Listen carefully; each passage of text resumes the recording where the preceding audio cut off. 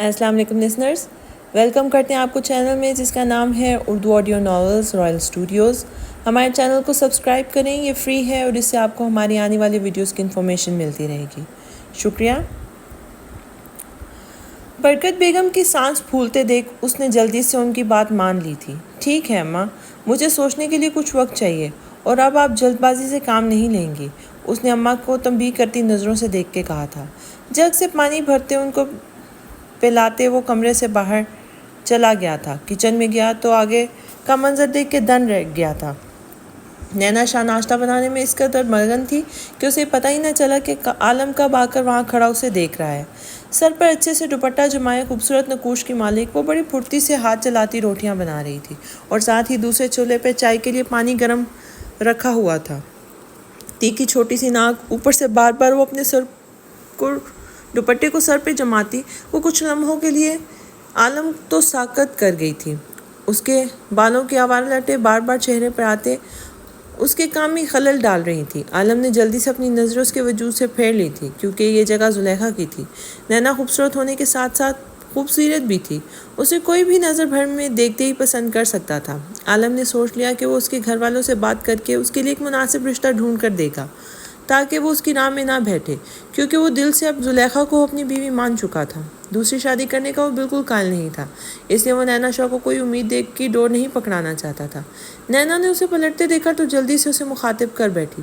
آپ ناشتہ تو کر لیں، وہ بولتے ہوئے کافی ہچکچا رہی تھی، مگر شرم سے اس کے گال لال ہو چکے تھے، جس کو دیکھتے عالم کو نئے سرے سے اس لڑکی پر غصہ آ رہا تھا۔ وہ کیوں اس طرح کے پیچھے تھی؟ اسے کچھ نہیں ملنے والا تھا، وہ خالی ہاتھ رہ جانے والی تھی، لیکن اس میں اس کا بھی قصور نہ تھا۔ اگر وہ عالم کے نکاح کے بارے میں اس کو پتہ ہوتا تو وہ عالم جیسے شخص کی شکل بھی دیکھنا گوارا نہیں کرتی، لیکن وہ اس سب سے بے خبر تھی۔ لے آؤ، میں باہر ہی ہوں، اور اپنے دوپٹے کو صحیح سے سر پر ٹکا کے رکھو، وہ اسے تنبیہ کرتا خود کھانے کی میز پر جا کے بیٹھ چکا تھا۔ جی میں ابھی آئی۔ وہ تو اس کی اتنی ہی پرواز سے خوش ہو گئی تھی۔ اس کا ماننا تھا مرد وہی ہے جو اپنے گھر کی لڑکیوں کے سر سے دوپٹہ نہ اترنے دے، اور وہ بھی یہی کر رہا تھا۔ زلیخا نے 3 پراٹھے، ایک گرم دودھ کا گلاس، 1 کپ چائے، 3 فرائی انڈے اور 2 انڈوں کے ساتھ جوس اور پانی کا جگ لا کر اس کے سامنے رکھا تھا۔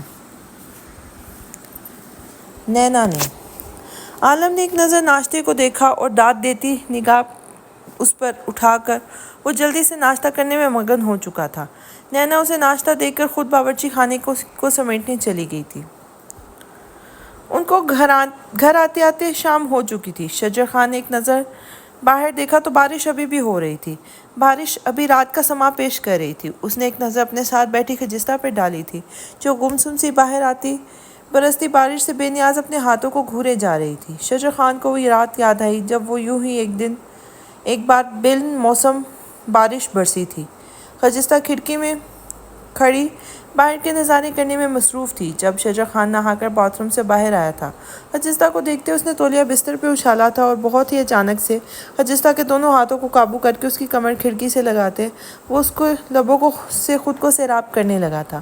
اس کے عمل میں ٹھہراؤ نہیں تھا، بلکہ وہ اس میں پوری طرح گم ہو چکا تھا۔ شجر نے اس کے دونوں ہاتھوں کو اپنی گردن کے گرد لپیٹتے ایک ہاتھ سے اسے بازوؤں میں بھرا جبکہ اس کا عمل ہنوز برقرار تھا۔ اس نے خجستہ کو بستر پر ڈالنے میں چند لمحوں کی مہلت دیتے اسے اس کے لبوں کو آزادی بخشی تھی۔ وہ گہرے گہرے سانس بھرتی اسے غصے اور افسوس سے گھورنے لگی تھی۔ بدتمیز انسان، باہر اتنی اچھی بارش برس رہی ہے، پہلے تو مجھے باہر نہیں جانے دیا اور اب یہ سب، لگتا ہے تمہیں بس ایک ہی کام کا شوق ہے، پتہ نہیں کیسے گاؤں کے سردار ہو، تمہارا بس چلے تو خود بستر سے نہ نکلو اور نہ مجھے نکلنے دو۔ وہ اب جانے دو، مجھے باہر بارش میں نہانا ہے، باہر برستی بارش میں نہانے کا وہ مزہ نہیں جو اب میری غربت کی بارش میں نہانے کا ہے۔ کہو تو بارش شروع کروں، پھر اپنی محبت اور جنون خیزی کی بارش۔ وہ بالوں میں ہاتھ پھیرتے اس پہ پانی گراتے بولا تھا۔ خجستہ فقط اس شاطر انسان کو گھور کر رہ گئی تھی جو کہ بلا وجہ اس کے ساتھ فری ہو رہا تھا۔ وہ تو تھی اس کے پاس ہر سوال کا جواب پہلے ہی موجود ہوگا، اس لیے اس سے زیادہ الجھ نہیں رہی تھی۔ خجستہ کو خاموش دیکھتے اس کی رگے ظرافت بھڑکی تھی۔ ویسے تم جیسی قاتل اداؤں والی بیوی جس کے پاس ہو وہ بندہ ناکارہ ہی کہلائے گا۔ خود مجھے بہکا کر خود کی طرف راغب کرتی ہو اور پھر آخر میں سارا الزام میرے سر ڈال دیتی ہو۔ یہ تو کوئی بات نہ ہوئی۔ وہ شریر ہوا تھا۔ جبکہ اس کی بات سنتی خجستہ کانوں تک سرخ لال ہو چکی تھی۔ اس کے بالوں سے نکلتا پانی خجستہ کی آنکھوں اور پانی چہرے پر گر رہا تھا جو اسے اور دلکش بنا رہا تھا۔ اس کی بھیگی پلکیں اور سرخ چہرہ اس کے جذبات کو بری طرح بہکا رہے تھے۔ وہ مخمور پرتپش نگاہوں سے اس کی بھیگی پلکوں کو دیکھ رہا تھا۔ خجستہ رہ شجر سے امید بہار رکھ، اس نے بھیگی پلکوں کو چھو کر مانی خیزی سے کہا تھا۔ خجستہ نہیں پیوستہ ہوتا ہے جاہل آدمی۔ ہاں تو خجستہ شجر میں پیوستہ رہے گی تو میرے بچوں کی بھی کوئی امید بہار آئے گی نا۔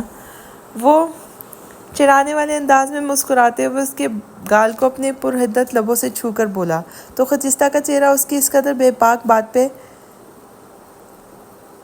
بات پر بھام چھوڑنے لگا۔ تم ایک نمبر کے فضول آدمی ہو، یہ مجھے پتہ چل چکا ہے۔ اب باہر جانے دو۔ اچھا ٹھیک ہے جانے دوں گا، لیکن اس کی فیس بھرنی پڑے گی۔ میرا شوہر وڈیرا ہے، میرا وڈیرا سائیں فیس بھر دے گا۔ یہ بھی ٹھیک ہے، شوہر وڈیرا ہے تو پھر اسے فیس بھرنی چاہیے۔ یہ کہتے اس نے خجستہ کو سنبھلنے کا موقع دیے بغیر اس کی گردن میں چہرہ چھپایا تھا۔ شجر خان کی داڑھی کی چبھن محسوس کرتے خجستہ نے اپنی آنکھیں بند کر لی تھیں۔ اس کے دونوں ہاتھ شجر خان کے قبضے میں تھے۔ وہ جانتی تھی کہ اب شجر خان اپنی من مانی کر کے ہی جان چھوڑے گا۔ لمحے گزرنے لگے تھے لیکن کمرے میں ہنوز مانی خیز خاموشی تھی۔ شجر خان نے اس کی گال چھوڑتے چہرے کو دیکھتے اس کے لب اس کے دائیں گال پہ رکھے تھے اور پھر یہی عمل بائیں گال پہ کیا تھا۔ وہ اپنی داڑھی جب اس کے گال کے ساتھ رب کرتا تو خجستہ کے چہرے پر مسکراہٹ آ جاتی تھی اور وہ دیوانہ تھا اس ہنسی کا۔ جان ابھی کے لیے چھوڑ رہا ہوں، لیکن اگلے 1 گھنٹے میں تم مجھے واپس کمرے میں نظر آؤ، ورنہ باہر آئے تو۔ وہ مانی خیزی سے آدھی بات دھوری چھوڑ کر چلا گیا تھا۔ جاؤں گی، پتہ نہیں کیا ہو جاتا ہے تمہیں، کیسے میں بھاگ جاؤں گی کہیں۔ وہ منہ بنا کر بولتی اگلے لمحے جان خلاصی پر جلدی سے بالکنی میں جا چکی تھی۔ مجھے تم سے عشق ہوا ہے، اس عشق میں وڈیرا نکما کر دیا ہے۔ وہ پیچھے سے ہانک لگاتا کہکا لگا اٹھا تھا۔ خجستہ کے لبوں پہ بھی مسکراہٹ آ گئی تھی۔ تیز اور ٹھنڈی ہوا کی وجہ سے بارش کا رخ شجر خان کی سمت ہوا تھا۔ وہ بے ساختہ ماضی سے نکلتے حال میں آیا تھا۔ منظر بدل چکا تھا۔ بارش آج بھی ہو رہی تھی۔ وہ دونوں آج بھی ایک ساتھ سفر کر رہے تھے، لیکن اگر شجر خان نے جلد بازی میں ایک قدم نہ اٹھایا ہوتا تو آج یہ سفر سوگوار ہونے کے بجائے کافی خوشگوار اور یادگار ہوتا۔ شجر خان نے خجستہ کو دیکھتے ایک سانس خارج کی تھی۔ آگے ابھی بہت سے امتحان باقی تھے۔ اگر وہ پاس ہو گیا تو زندگی پرسکون گزرنے والی تھی، اور اگر ناکام ہو جاتا تو خوشیاں اور خجستہ دونوں ہی پانی کے مانند ہاتھ سے پھسل جاتی۔ اب اسے صبر سے کام لینا تھا، ورنہ وہ کبھی سب کچھ ٹھیک نہ کر پاتا۔ لیکن اس میں ایک صبر ہی تو نہ تھا، اسی کی وجہ سے تو یہ سب ہوا تھا۔ اچانک رستے میں گاڑی ایک جھٹکے سے رک رہی تھی۔ شاید گاڑی میں کوئی خرابی آ چکی تھی۔ خجستہ کا سر اس سے پہلے ڈیش بورڈ سے ٹکراتا شجر خان نے اس کے ماتھے کے آگے اپنا ہاتھ کر لیا تھا۔ خجستہ نے ڈر کے آنکھیں میچ لی تھی، لیکن جو کچھ بھی نہ ہوا تو جلدی سے آنکھیں کھولتے اس نے شجر کے ہاتھ کو کسی اچھوت کی طرح خود سے پرے جھٹکا۔ اس کے چہرے پر کراہت بھرے تاثرات چھا چکے تھے۔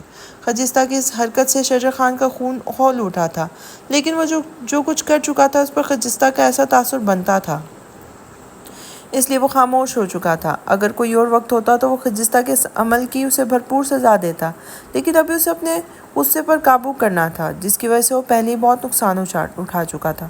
میں دیکھتا ہوں کیا مسئلہ ہوا ہے، شجر اس سے کہتے گاڑی سے نیچے اترا، جبکہ خجستہ سن کر اس کی انسنی کر چکی تھی۔ اسے اب فرق نہیں پڑتا تھا، وہ تو خود کو ایک زندہ لاش تصور کر رہی تھی۔ باہر برستی بارش اپنے ساتھ باہر نکلتے اس نے پانی بھرنے کی کوشش کی تھی، لیکن پانی اس کے ہاتھوں سے پھسلتا زمین پر گرتا جا رہا تھا۔ وہ بڑے غور سے بارش کے پانی کو گھڑوں اور دوسری طرف جاتا دیکھ رہی تھی۔ یہ بارش کا پانی آسمان سے گر کر ان گھڑوں میں بھر جاتا ہے، درختوں کو سیراب کر رہا ہے۔ اگر یہ بارش مسلسل ہوتی رہے تو طوفان کی شکل اختیار کر لیتی ہے، درختوں کو بہا لے جاتی ہے۔ میرے ساتھ بھی تو یہی ہوا ہے۔ جیسے یہ پانی میرے ہاتھوں سے پھسل گیا، ویسے ہی میری قسمت میں سب کچھ مٹ چکا ہے، یا شاید اب اتنا دھندلا ہو چکا ہے کہ صاف کرنے سے بھی صاف نہیں ہو پا رہا۔ کیا میری زندگی میں خوشیاں نہیں ہیں؟ اگر شجر خان میرے لیے صحیح نہیں تھا تو آیا ہی کیوں؟ وہ میری زندگی میں۔ ہاں، وہ مجھ سے پیار تھوڑی کرتا تھا، وہ تو ڈرامے تھے۔ اس نے کہا تھا وہ مجھے مجبور کر دے گا پیار کرنے کے لیے، اور جب میں مجبور ہو گئی تو کتنی آسانی سے اس نے اپنے ایک تھپڑ کا بدلہ اپنے ہی بچے کو اس دنیا میں آنے سے پہلے ہی چھین کر لے گیا۔ اس کی شدتیں تو اپنا بدلہ پورا کرنے کے لیے تھیں، اور میں کیا سمجھتی رہی؟ وہ خود پر تلخی سے ہنسی تھی، لیکن اس کی آنکھ سے ایک آنسو نہ گرا تھا۔ وہ بے حس ہو چکی تھی، پتھر کی مورت کی طرح، یا شاید یہی اس کے درد کی انتہا تھی۔ شجر نے باہر آ کر دیکھا تو مسلسل گاڑی چلانے کی وجہ سے اس کا انجن گرم ہو چکا تھا۔ بارش برس رہی تھی، اس لیے تھوڑی ہی دیر میں انجن ٹھنڈا ہو گیا تھا۔ شجر خان نے دوبارہ ڈرائیونگ سیٹ سنبھالی اور گاڑی سیدھا جا کر حویلی کے باہر ہی روکی تھی۔ اس دوران خجستہ بالکل خاموش بیٹھی ہوئی تھی۔ شیر خان نے آ کر اس کی طرف کا دروازہ کھولا تھا۔ شجر خان نے آگے بڑھتے خجستہ کے لیے دروازہ کھولا۔ اس سے پہلے کہ وہ اس کی طرف ہاتھ کرتا، وہ نظر انداز کرتی آگے جانے لگی تھی کہ شجر خان نے اس کے کندھے کی گرفت مضبوط کرتے اسے لیتے حویلی میں داخل ہوا تھا، جہاں مورے اسی وقت خجستہ کے پاس آ کر اس کے گلے لگ کے رونے لگی تھی۔ کہاں چلی گئی تھی میری بچی؟ ہم کتنا پریشان تھے۔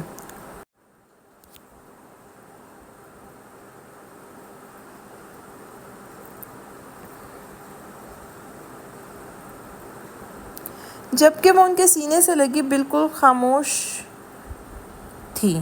خانم بی نے اس کا رخ اپنی طرف کیا۔ اس کا چاند سا چہرہ مرجھا چکا تھا، چہرہ پیلا پڑ رہا تھا۔ اس کے ہاتھوں اور گردن پر نشان دیکھے تو انہوں نے جن نظروں سے شجر خان کو دیکھا تھا وہ نظریں چرا گیا تھا۔ البتہ خجستہ نے اپنے منہ سے ایک حرف تک نہ ادا کیا تھا۔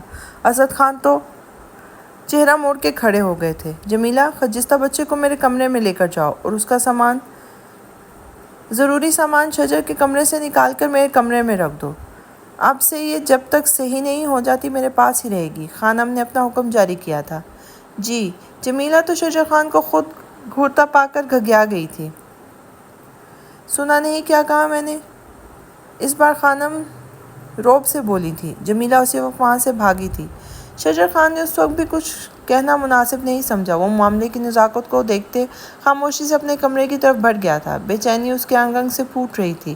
خانم نے خجستہ کو دوائی دے کے سلا دیا تھا، لیکن اس کی حالت انہیں بہت کچھ سمجھا گئی تھی۔ اب وہ شجر خان سے بات کرنے خود اس کے کمرے میں جا پہنچی تھی۔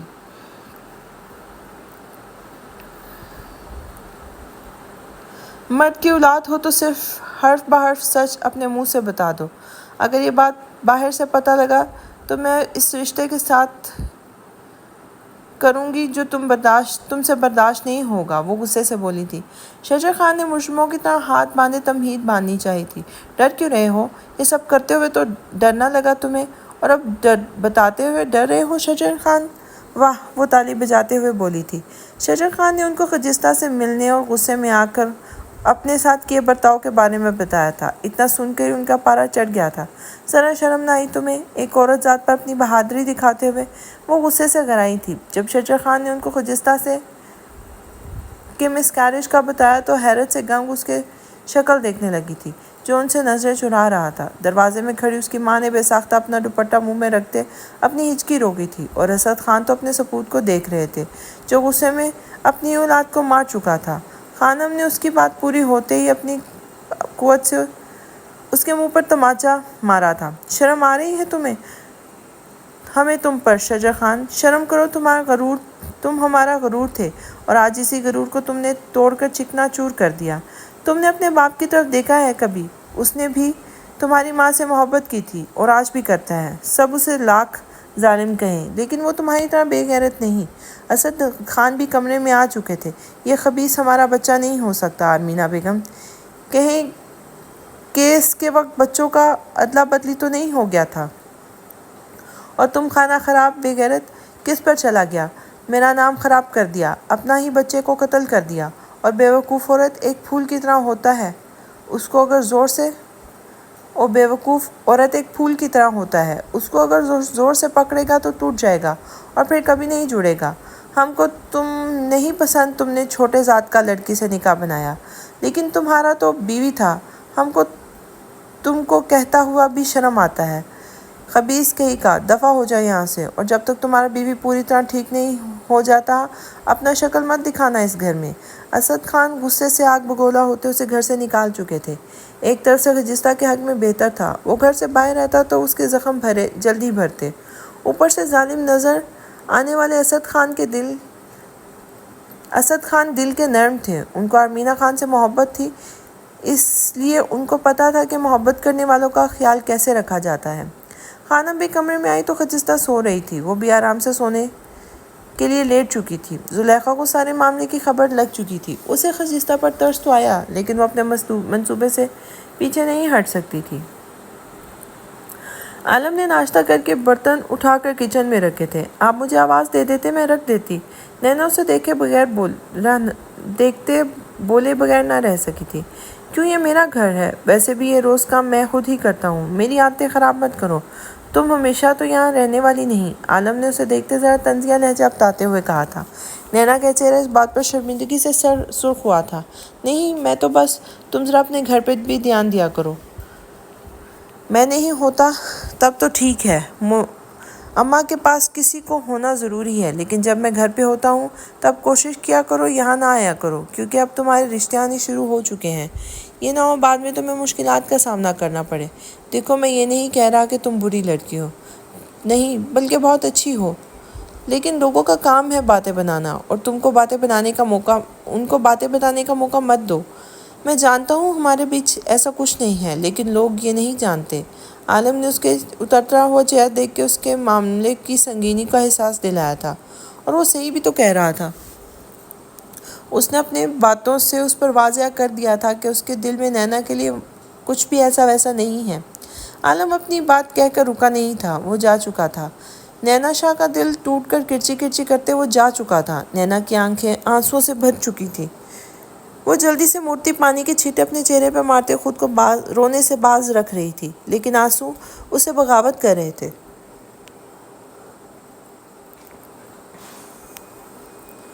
بچپن سے محرومیاں دیکھتے اسے اب لگتا تھا کہ عالم ایک ایسا شجر ہے جو اسے اپنی چھاؤں دے گا، لیکن وہ غلط ثابت ہوئی تھی۔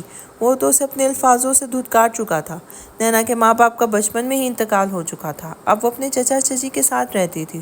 اس کی چچی تو بہت اچھی تھی، لیکن چچا ذرا غصے کے تیز تھے۔ وہ اسے خود پر بوجھ سمجھتے تھے، جبکہ ان کی کوئی اولاد بھی نہیں تھی، پھر بھی اپنے بھائی کی بیٹی کو وہ بوجھ ہی سمجھتے رہے۔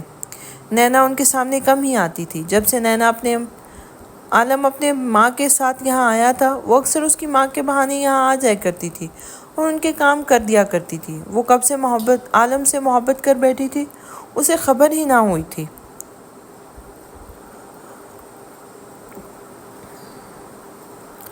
شجر خان ڈیرے پہ آ گیا تھا۔ وہ حقہ پکڑے اس کی گہرے گہرے کش لے رہا تھا۔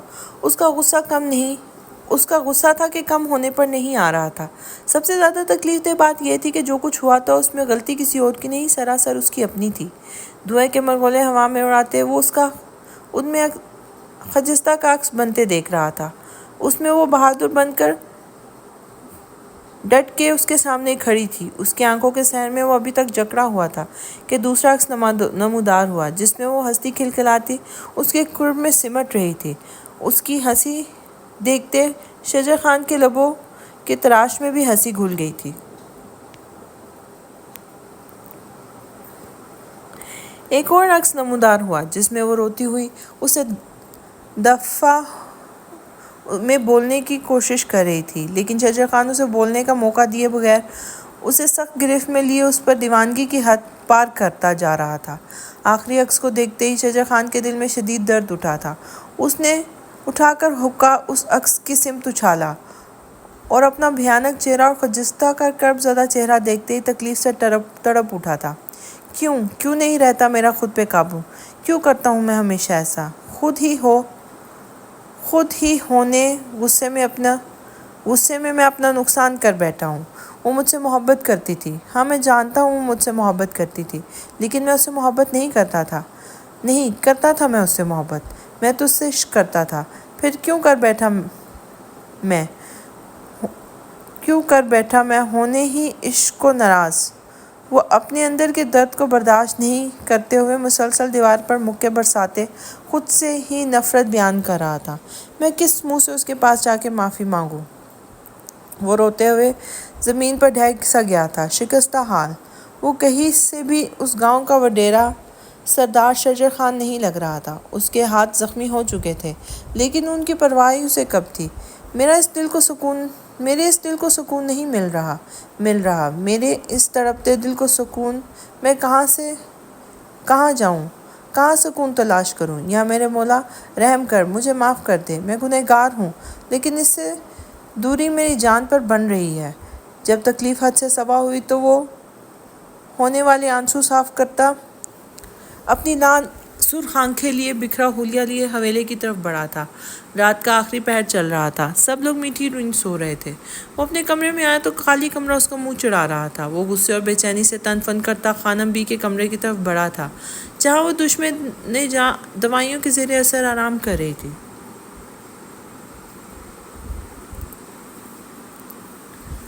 اس نے نوٹ کیا تھا جب سے اسے بچے کے بارے میں پتہ لگا تھا تب سے وہ ایک بار بھی روئی تک نہ تھی۔ نہ جانے کتنا درد وہ اپنے اندر دبائے بیٹھی تھی۔ شاید اس کا بھروسہ اب سب پر سے اٹھ گیا تھا۔ شجر خان اس کے قریب گیا اور دوزانو ہو کر بیٹھتے اس کا چہرہ دیکھنے لگا، جو کہ ایک ہی دن میں کملا کر رہ گیا تھا۔ وجہ وہ خود تھا۔ کتنی ہی دیر وہ اس کے چہرے کو تکتے اپنے دہکتے دل کو پرسکون کرتا رہا تھا۔ خانم بی کے اٹھنے سے پہلے وہ وہاں سے جا چکا تھا۔ جس خاموشی سے آیا تھا اسی خاموشی سے وہ وہاں سے چلا گیا تھا۔ صبح ناشتے پہ سب موجود تھے۔ خانم بی بی نے خجستہ کو خود اپنے کمرے میں ناشتہ کروایا تھا۔ مورے بھی اس کے پاس آ کر بیٹھتی اس کی دل جوئی کرتی رہتی تھی، لیکن وہ کسی کو ہوں ہاں کے جواب نہیں دے رہی تھی۔ اس کے منہ پر تو جیسے قفل لگ چکا تھا۔ خانم بی اور مورے نے جب اس کے جسم کے اندرونی حصوں پر تشدد کے نشانات دیکھے تو دونوں ایک دوسرے سے نظریں چرا گئی تھی۔ خانم بی کے تو شجر خان پر اس قدر غصہ تھا کہ وہ سامنے ہوتا تو اس کو بھی ایسی ہی تکلیف سے دوچار کرتی۔ شیر خان، خانم بی نے شیر خان کو آواز لگائی تھی۔ شجر خان سے کہو خانم بی نے اسے بیٹھک میں یاد کیا ہے۔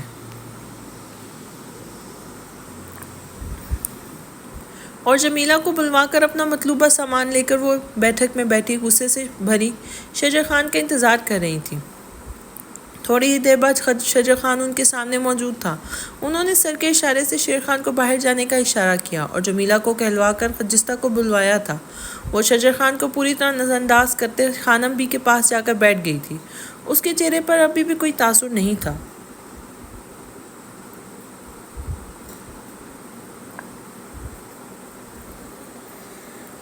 خانم بی نے وہ بیلٹ اٹھایا اور شجر خان کے جسم پر ایک زوردار ضرب لگائی تھی۔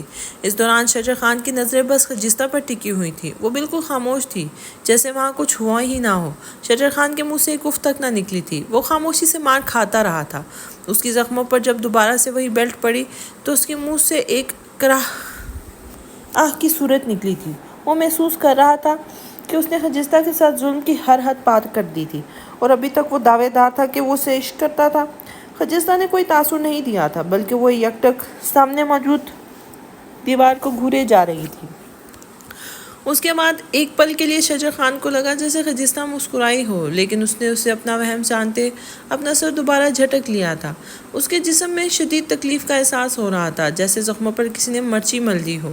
خانم بھی مار مار کر ہام چکی تھی۔ انہوں نے بیلٹ ایک طرف پھینکا تھا اور خجستہ کو دیکھا تھا، جس کی نظریں دوسری طرف تھی۔ جمیلہ نے فوراً سے پانی ان کے آگے کیا تھا۔ دیکھ لو اسے، وہ تمہیں مار کھاتا ہوا دیکھ نہیں سکتی، اس لیے چہرہ دوسری طرف موڑ چکی ہے، اور تھو ہے تم پر شجر خان، تم نے ہماری عزت کو خاک کر دیا ہے۔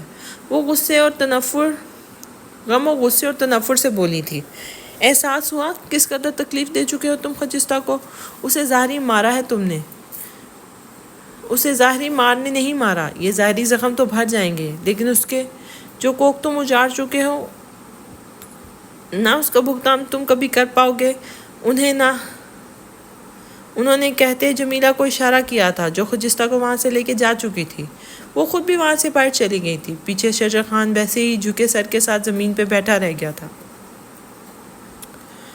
مورے بھاگتی ہوئی اس کے قریب آئی تھی اور اس کی حالت دیکھتے اسے اپنے تڑپتے سینے پر لگاتے ہوئے تحاشا رو رہی تھی۔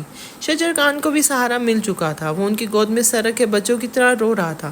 مورے مجھ سے غلطی ہو گئی ہے، اسے کہو ایک بار مجھے معاف کر دے، میں اس کو غلام بن کے رہوں گا، بس ایک بار وہ مجھے معاف کر دے، میں اس کے بغیر نہیں رہ سکتا، مورے میں اس کے بغیر نہیں رہ سکتا۔ وہ روتے ہوئے ایک ہی بات کی رٹ لگائے ہوئے تھا۔ مورے نے اس کے بالوں میں انگلیاں چلانی شروع کر دی تھی، وہ وہی فرش پہ پڑا سو چکا تھا۔ آرمینہ بیگم نے اس کے زخموں پر ٹیوب لگا کر اسے اپنے ساتھ لگایا تھا، وہ سہارا دے کر اس کے کمرے تک پہنچایا تھا۔ اسد خان کھڑے سب کچھ دیکھ رہے تھے، لیکن اس کے طرف ایک قدم نہیں بڑھے۔ اس نے جو کیا تھا اسے اس کی سزا ملنا ضروری تھی، ورنہ وہ خود سر ہو جاتا۔ انہوں نے سر جھٹکا اور کمرے میں آ گئے تھے۔ آرمینہ بیگم نے ان کو کھڑے دیکھ لیا تھا، لیکن وہ اپنے شوہر کی طرف سخت دل نہ تھی۔ وہ جانتی تھی کہ غلطی شجر خان کی ہے، لیکن وہ ماں تھی، اپنے لگتے جگر کو تکلیف میں نہیں دیکھ سکتی تھی۔ انہوں نے اس کے اوپر چادر دیتے کمرے کی بتی بجھائی اور خود باہر چلی گئی تھی۔ خجستہ بستر پر لیٹی کروٹیں بدل رہی تھی، لیکن اس کی آنکھوں سے نیند کوسوں دور تھی۔ اسے اپنا وجود بہت خالی خالی سا محسوس ہو رہا تھا۔ آج تک میں بہادر بن کے رہی ہوں، لیکن کیا پتا تھا مجھے کیا پتا تھا کہ آج مجھے اس طرح کوئی توڑ دے گا۔ شجر خان نے جو کیا ہے اس کی یہی سزا تھی کہ وہ میری شکل دیکھنے کو بھی ترستے۔ یہ کہتے اس نے کہا لگایا تھا، میں بھی عجیب پاگل ہوں، رہنے کے لیے چھت نہیں اور چلی ہوں اس گھر کو چھوڑ کر جانے کے لیے کہ خواب دیکھنے۔ اپنی وجود میں ہوتی تکلیف سے دوہری ہوتی وہ اٹھی تھی اور آ کر اس کھڑکی کے پاس کھڑی ہو گئی تھی۔ دور آسمان پر موجود چاند کو دیکھنے لگی تھی۔ ایک آنسو چپکے سے اس کی آنکھ سے ٹوٹ کے گر چکا تھا۔ خجستہ نے اپنی خالے ہاتھوں کو دیکھا تھا۔ اس وقت وہ ذہنی اور جسمانی اذیت میں مبتلا تھی کہ کسی کو بتا بھی نہیں سکتی تھی۔ خانم کو لگتا تھا انہوں نے کوڑے سے شجر کو مار کر اسے سزا دی ہے، لیکن اب کچھ دنوں سے وہ پچھتاوے میں رہے گا اور پھر وہ سدھر جائے گا۔ جبکہ اسد خان نے خجستہ کے لیے جو قدم اٹھایا تھا وہ اپنے بیٹے کو گھر سے نکال دیا تھا، اسے اس سے بھی کوئی فرق نہیں پڑنے والا تھا۔ وہ نکچڑا سا پھر سے اس کے سامنے بڑی شان سے آ کے کھڑا ہو جائے گا، باقی سب بھی اسے معاف کر دیں گے۔ شجر خان، تم نے میرے ساتھ جو کیا وہ شاید میں بھلا دیتی، لیکن جو تم نے اس معصوم جان کے ساتھ کیا اس کی سزا تمہیں ملے گی، پھر چاہے اس کی معافی کے لیے تمہیں اپنی جان ہی کیوں نہ دینی پڑے، لیکن تم نے مجھے اپنے معاملے میں کبھی نرم نہیں پاؤ گے۔ خجستہ نے خود سے کہتے بیڈ پہ جاتے وہاں کے سائڈ والے دراز سے درد کی گولی نکالی تھی۔ تھوڑی ہی دیر میں دوائی لینے کی وجہ سے اسے درد کا آرام آ چکا تھا۔ خانم بھی نے ایک نظر اس کے سوئے ہوئے چہرے کو دیکھا، وہ تو کب کی جاگ رہی تھی۔ میرے بچے، تمہارا دکھ بڑا ہے، لیکن ہر وقت ہر گھاؤ بھر دیتا ہے۔ امید ہے تم جلد ہی شجر خان کو معاف کر دو گی۔ میں خود غرض ہو رہی ہوں کیونکہ میں نے اپنے بچے کی آنکھوں میں تمہارے لیے محبت دیکھی ہے۔ ایک بار اسے معاف کر دو، آگے سے مجھے یقین ہے وہ ایسا نہیں کرے گا۔ اگر اس نے کیا بھی تو میں اسے کبھی معاف نہیں کروں گی، تب میں تمہارا ساتھ دوں گی، چاہے اس کے لیے مجھے کچھ بھی کیوں نہ کرنا پڑے۔ خانم بھی نے اس کے بال سائڈ پہ کرتے اسے ماتھے پہ پیار دیا تھا۔ وہ اٹھی اور اپنے بچے کی دائمی خوشی کے لیے نماز تہجد پڑھ کر روتے ہوئے اپنے رب سے دعائیں مانگنے لگی تھی۔ انہوں نے کچھ مسنون دعائیں پڑھتے خجستہ کو پھونکا تھا اور خود بھی سونے کے لیے لیٹ گئی تھی۔ وقت کا کام ہے گزرنا اور وہ گزر رہا تھا۔ آج اس واقعے کو پورے 2 مہینے ہو چکے تھے۔ شجر کو خجستہ کا نہ سامنا نہ ہونے کے برابر تھا۔ وہ الگ بات تھی کہ سب کے سونے کے بعد وہ ہر رات اس سے ملنے آتا تھا، جس کی خبر اس کے باپ کو تھی، لیکن وہ دیکھنا چاہتے تھے کہ ان کا بیٹا اپنی ایک غلطی سے کیا کچھ سیکھتا ہے۔ اس عرصے میں زلیخا سب میں گھل مل چکی تھی۔ اس نے اپنی یادداشت نہ آنے کا ڈرامہ ابھی تک جاری رکھا ہوا تھا۔ اب وہ اپنے اصل منصوبے پہ عمل کرنے والی تھی، جو جڑے ہوئے گھر کو ایک بار پھر سے تہز نہز کرنے والا تھا۔ خانم بھی نے آرمینہ بیگم اور اسد خان کو اپنے پاس بیٹھک میں بلوایا تھا۔ وہ دونوں خاموش بیٹھے خانم بھی کے بولنے کا انتظار کر رہے تھے۔ دیکھو اسد خان، زلیخا، بے شک شجر خان کی منگ رہ چکی ہے، لیکن اس عرصے میں جو کچھ ہو چکا ہے اس کے بعد اب میں شجر خان کا رشتہ زلیخا کے ساتھ کرنے کے حق میں نہیں، اس لیے یہ بتانے کے لیے میں تم لوگوں کو یہاں بلوایا ہے کہ اب زلیخا کے فرض سے سبکدوش ہونا چاہتی ہوں۔ لیکن خانم بھی آپ ایسا کیسے کہہ سکتی ہیں؟ وہ منگ ہے شجر خان کی۔ حسن کا خون کھول اٹھا تھا یہ بات سنتے ہی۔ ہاں بالکل صحیح کہا تم نے، وہ منگ ہے شجر خان کی، اسی شجر خان کی جو اس کی عزت تک کی حفاظت نہیں کر پایا۔ اپنی منگ تو چھوڑو، وہ تو اپنی بیوی کو عزت نہیں کرتا۔ ایسے شخص کے ساتھ میں زلیخا کو باندھ کر ایک اور زندگی تباہ نہیں کروں گی، اس لیے تم ذرا اپنے جوش پہ قابو رکھو۔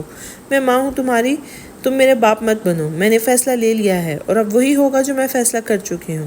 جس کو اعتراض ہے وہ اپنا اعتراض سنبھال کر رکھے۔ لیکن خانم بھی یہ غلط ہے۔ اسد خان نے پھر سے اپنے بیٹے کے حق میں کچھ کہنا چاہا تھا۔ اسد خان، اپنی زبان کو لگام دو، تم اس وقت اپنی ماں سے مخاطب ہو، خانم بی نے غصے سے دھاڑتے ہوئے کہا تھا۔ وہ دونوں پر ایک تنفر بھری نظر ڈال کر جاتے جاتے رک گئی تھی۔ امریز خاتون کو اپنے انداز میں سمجھا دینا، اگر میں نے سمجھایا تو اسے بہت بھاری پڑے گا، اور سب سے اہم بات، میں نے پوچھا نہیں، کسی سے حکم دیا ہے اور اپنا فیصلہ سنایا ہے۔ جسے اس فیصلے سے انکار ہے وہ یا تو کوئی حل بتائے یا اپنا بوریا بستر اٹھائے اور چلا جائے یہاں سے۔ میں ابھی زندہ ہوں اور حکم میرا ہی مانا جائے گا۔ میرے مرنے کے بعد کرتے رہنا جو دل کرے، جو وہ کرنا خانم بھی کہتے ہیں، وہ کرنا خانم بھی کہتے ہی وہاں سے جا چکی تھی، جبکہ اسد خان اپنی مٹھی کو بند کیے ضبط کی آخری حدوں کو چھو رہے تھے، لیکن وہ بد اخلاق نہ تھے کہ اپنی ماں سے بد زبانی کرتے۔ ہو جاؤ خوش اور بتا دو اس گدھے کو کہ اپنی منگ کو بیاہ دے اپنے ہی ہاتھوں سے کسی غیر کو۔ اسد خان ارمینا بیگم پر غصہ نکلتے جا چکے تھے۔ ارمینا بیگم تو خانم بی کا یہ فیصلہ پسند آیا تھا، وہ تو خود بھی یہی چاہتی تھی۔ نہیں، میں یہ شادی تو ہرگز نہیں کروں گی۔ ویسے بھی میں ابھی تک اس ڈرپوک عالم کے نکاح میں ہوں۔ ویسے اب آئے گا اصلی کھیل کا مزہ۔ کھیل اب شروع ہو چکا ہے، ایک طرف خجستہ ہے تو دوسری طرف عالم، مطلب ایک تیر سے دو نشانے۔ واہ، زلیخا تو پہلے تو یہ خبر سنتے غصہ آیا تھا، لیکن وہ ڈرامہ کر رہی تھی اس لیے نفرت کا اظہار نہیں کر سکتی تھی، پر اب اسے یہ سب اپنے حق میں ہوتا دکھائی دے رہا تھا۔ خجستہ اپنے کمرے میں موجود تھی۔ شجر خان آج کافی عرصے بعد گھر واپس آیا تھا۔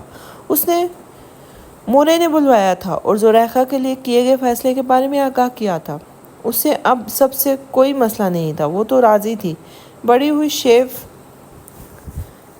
کندھے پر جھولتی اس کی شال، ماتھے پر شکنوں کا جال، وہ کہیں سے بھی پرانا والا شجر خان نہیں تھا، وہ تو بالکل بدل چکا تھا۔ ساری رات وہ سکون حاصل کرنے کے لیے اس حرام مشروب کا استعمال کرتا تھا، لیکن سکون اسے پھر بھی میسر نہ تھا۔ وہ کمرے کی طرف بڑھا، اس کا ایک ایک قدم من بھر کا ہو چکا تھا۔ اس میں ہمت نہیں تھی کہ وہ اس کا سامنا کر سکے، لیکن آج نہیں تو کل یہ آمنا سامنا تو ہونا ہی تھا۔ اس نے اپنے سوکھے خلق کو ترک کیا اور دروازہ کھولنے کے لیے آگے بڑھا تھا۔ اسی وقت خجستہ کے الفاظ اس کے کانوں سے ٹکرائے تھے۔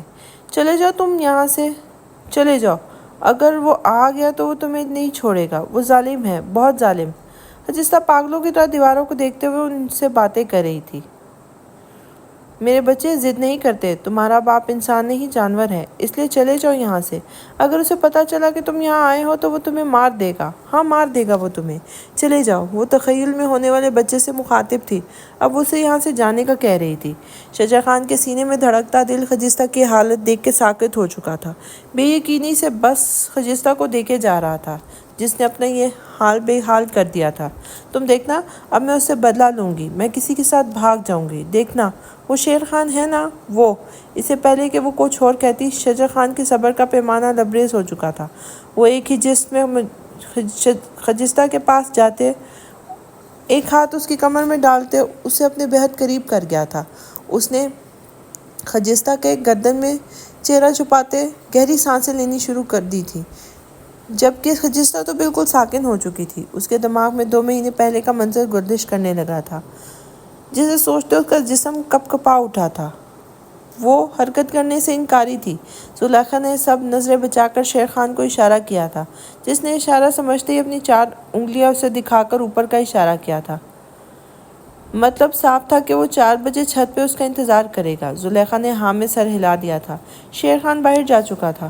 ارے زلیخا بچے، ادھر کیوں کھڑی ہو؟ آ جاؤ، یہاں بیٹھو، دیکھو میں نے تمہارے بالکل تمہاری پسند کا سوٹ بنایا ہے، وہ بھی اپنے ہاتھوں سے۔ مورے نے اسے دیکھتے پیار سے بلایا تھا اور اس کے لیے بنایا گیا قبائلی سوٹ اسے دکھایا تھا۔ واہ مورے، یہ تو بہت خوبصورت ہے، لیکن اس گھر میں خجستہ بھابھی بھی تو ہے نا، تو اس کے لیے کیوں نہیں بنایا آپ نے؟ مورے نے اس کی بات سن کر ہی حیران رہ گئی تھی۔ بھابھی؟ ہاں، وہ شجر خان کہتا ہے وہ ہمارا لالا ہے، ہم اس کا بہن ہے، ہماری عزت کا محافظ ہے، تو اس کی بیوی تو میری بھابھی ہوا نا۔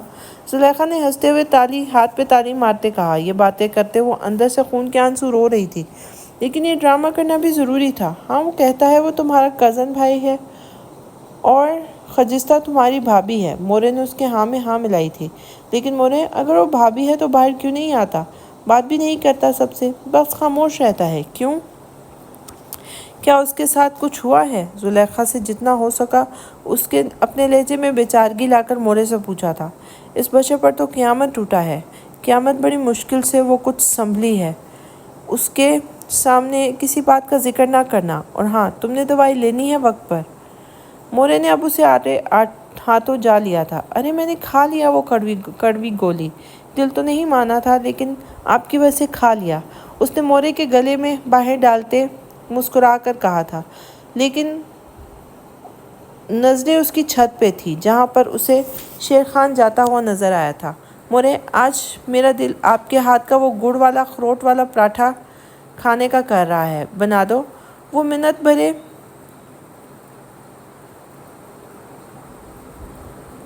لہجے میں بولی تھی، لیکن ابھی تو شام ہے، اس وقت کھاؤ گے؟ مورے نے حیرانگی سے اسے دیکھتے ہی دریافت کیا تھا۔ جی مورے، بس دل کر رہا ہے، زلیخا نے بیچارگی طاری کرتے کہا تھا۔ ارے تو اس میں پریشانی والی کیا بات ہے؟ میں ابھی اپنے بچے کے لیے بنا کر لاتی ہوں، تم بھی منہ ہاتھ دھو آؤ۔ اور مورے، یاد سے چائے میں چینی نہیں نمک ڈالنا ہے، اس نے مورے کی کو یقین دہانی کروائی تھی۔ ہاں ہاں جانتی ہوں، ابھی بناتی ہوں۔ مورے مسکراتی ہوئی باورچی خانے کی طرف بڑھ گئی تھی۔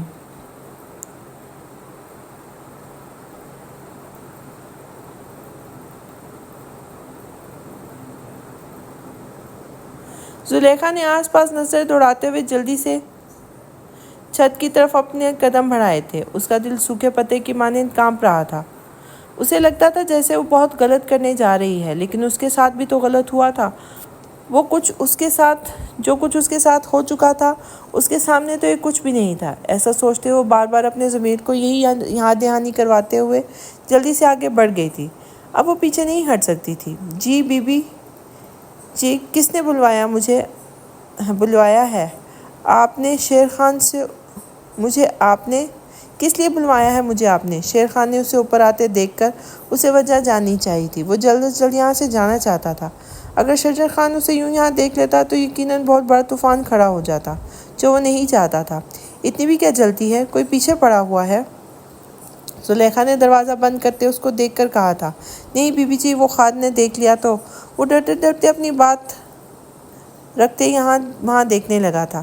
تم پریشان مت ہو، تمہارا خان یہاں نہیں آئے گا۔ بغیر وقت ضائع کیے مدعے پر آتی ہوں۔ میں نے اس دن تمہاری باتیں سن لی تھی، جب تم کسی کو فون پہ بتا رہے تھے کہ خجستہ کو تم نے اغوا کیا تھا، جس سے سب نے کہہ دیا کہ وہ ناراض ہو کر کہیں چلی گئی ہے۔ سوچو اگر یہ بات شجر خان کو پتہ لگے تو تمہارے اتنے ٹکڑے کرے گا کہ گر نہ سکو گے۔ زلیخا نے اسے دیکھتے طنزیہ مسکراتے کہا تھا۔ میں نے ایسا کچھ نہیں کیا، یہ آپ کیا کہہ رہی ہیں؟ زیادہ مت بنو، اب میں سب جانتی ہوں، تم کتنے دودھ کے دھلے ہو۔ میں نے یہاں تمہاری صفائی سننے نہیں آئی ہوں، بلکہ اب جو کہنے والی ہوں اس پر عمل کرو۔ زلیخا نے اپنا سارا منصوبہ اسے بتایا اور اسے دیکھتے اس سے رائے لینی چاہیے تھی، لیکن بی بی، اگر کسی کو ذرا بھی بھنک پڑ گئی تو اس کیس میں میرا ہاتھ ہے، تو شجر خان مجھے زندہ نہیں چھوڑے گا۔ تم اس کی پریشانی مت لو، میں ایسے حالات پیدا کر دوں گی کہ اس کا دھیان جائے گا ہی نہیں تمہاری طرف۔ جلد از جلد اس منصوبے پر عمل کرو۔ وہ اسے ہدایت کرتے خود مورے کے پاس واپس جا چکی تھی۔ اسے دیکھ کر کوئی نہیں کہہ سکتا تھا کہ وہی کچھ دیر پہلے والی زلیخا ہے کہ جس کے دل میں اس گھر کے مکینوں کے لیے نفرت کے سوا کچھ نہیں ہے۔ وہ بھول رہی تھی کہ وہ اسی گھر کا حصہ ہے اور اس کے ساتھ جو کچھ ہوا اس میں ان سب کا کوئی قصور نہیں تھا، لیکن اس وقت اس کے سر پر بدلے کا بھوت سوار تھا۔ کل شام اسے دیکھنے کے لیے لوگ آنے والے تھے۔ خجستہ نے اپنا پورا زور لگا کر شجر خان سے دوری بناتے انگلی کی مدد سے اسے دور رہنے کا اشارہ کیا تھا۔ میرے قریب بھی مت آنا، دور رہو مجھ سے۔ اور تم یہاں کیا کر رہی ہو؟ چلی جاؤ یہاں سے، ورنہ یہ تمہیں بھی مار دے گا، چلی جاؤ یہاں سے۔ وہ شجر خان کو دور کرتے، دیوار کی طرف منہ کرتے، سامنے دیوار کو چلاتے ہوئے وہاں سے جانے کا کہہ رہی تھی۔ اس کی حالت اس قدر قابل رحم لگ رہی تھی کہ وہ اس فیض سے باہر ہی نہیں آ رہی تھی۔ شجر خان نے دکھ اور سنجیدگی سے اپنے دونوں لبوں کو باہم پیوست کیے، اس کی ایک ایک حرکت کو نوٹ کیا تھا اور اپنے دل میں فیصلہ کر لیا تھا، اب اسے دوبارہ وہی سب دھرا کر خجستہ کو اس کے حواسوں میں واپس لانا ہے۔ یہ تکلیف دہ عمل تو تھا، لیکن اب یہ ضروری تھا۔ بیڈ پر پٹکنے کے ساتھ وہ خود بھی اس کے اوپر آیا تھا۔ اس نے اپنا چہرہ خجستہ کے بالوں میں چھپایا تھا، کئی آنسو اس کی آنکھوں سے گرتے خجستہ کے بالوں میں جذب ہوئے تھے۔ اس نے دکھ سے آنکھیں میچی ہوئی تھیں۔ خجستہ ایک دم جیسے ہوش میں آئی تھی۔ اس نے یہاں وہاں دیکھتے اپنی حفاظت کے لیے سامان تلاشنا شروع کیا۔ جب اس کی نظر ٹیبل پر پڑے واس پر پڑی تھی، بہت مشکل سے شجر خان کے وجود کو برداشت کرتے وہ تھوڑے آگے کو کھسکی تھی۔ شجر نے اسے ہلنے جلنے دیا تھا، وہ تو بس اسے اس فیس سے نکالنا چاہتا تھا۔ اس کے دل میں ایسا کوئی خیال نہیں تھا۔ جو غلطیاں وہ پہلے کر چکا تھا، اب دوبارہ سے وہی غلطیاں دہرانا نہیں چاہتا تھا۔ مجھے معاف کر دو، میں نہیں چاہتا ایسا کچھ ہو جائے۔ میں نہیں جانتا تھا کہ ایسا کچھ ہو جائے گا۔ میں تو بس اس دن تمہیں خوفزدہ کرنا چاہتا تھا، تمہیں خود سے بدگمان نہیں کرنا چاہتا تھا۔ بس اسے میری آخری غلطی سمجھ کر وہ اس سے اپنا چہرہ چھپائے اس کے بالوں کی خوشبو محسوس کرتا بول رہا تھا۔ ابھی اس کے الفاظ اس کے منہ میں ہی تھے جب اس کے منہ سے بے ساختہ ایک کراہ نکلی تھی۔ وہ اپنے ماتھے پہ ہاتھ رکھتا فوراً اس سے دور ہوا تھا اور آنکھوں میں حیرانگی اور دکھ لیے اس کی طرف دیکھ رہا تھا۔ اس دنیا میں اگر بدصورت مرد کی کوئی شکل ہوتی ہے تو وہ تمہاری ہوتی ہے شجر خان۔ ہاں، تم اس دنیا کے سب سے بدصورت مرد ہو، جس نے اپنی بیوی کے دل میں خوف بٹھانے کے لیے انسانیت کی حد پار کر دی تھی۔ تم جانتے ہو مجھے تم سے محبت نہیں ہے اور نہ مجھے اپنے کیے پہ افسوس ہوا ہے۔ تم تو بس اپنی آنے والی سلطان اولاد کا غم منا رہے ہو، جسے مارنے والے بھی تم خود ہی تھے۔ میں تو پہلے بھی کہیں نہیں تھی، آج بھی کہیں نہیں ہوں اور آگے بھی تمہاری زندگی میں نہیں ہوں گی۔ تم صرف خود سے پیار کرتے ہو، جانتے ہو خود سے محبت کریں وہ کسی سے وفا نہیں کر سکتے۔ سب جھوٹ تھا جو تم نے کہا، اور آج بھی جو تم کر رہے ہو نا، یہ بھی سب جھوٹ ہے۔ وہ غصے سے کانپتی آواز میں اس سے بول رہی تھی۔ شجر خان کے سر سے خون کی لکیر نکلتے اس کے ماتھے تک جا رہی تھی، لیکن اسے پرواہ نہ تھی۔ جو تکلیف اس وقت خجستہ کے دل میں بھری اپنے لیے نفرت کو جان کر ہوئی تھی، یہ چوٹ تو بہت معمولی تھی اس کے سامنے۔ مجھے ایک موقع تو دو۔ ابھی وہ بولتا کہ اس نے ہاتھ کے اشارے سے اسے چپ کروا دیا تھا۔ کس چیز کا موقع چاہتے ہو تم؟ مجھے دوبارہ سے توڑنے کا؟ اور اب کیا کرنے جا رہے ہو؟ مجھے زندگی کی طرف لا رہے تھے یا میرے مرنے کا سامان تیار کر رہے تھے؟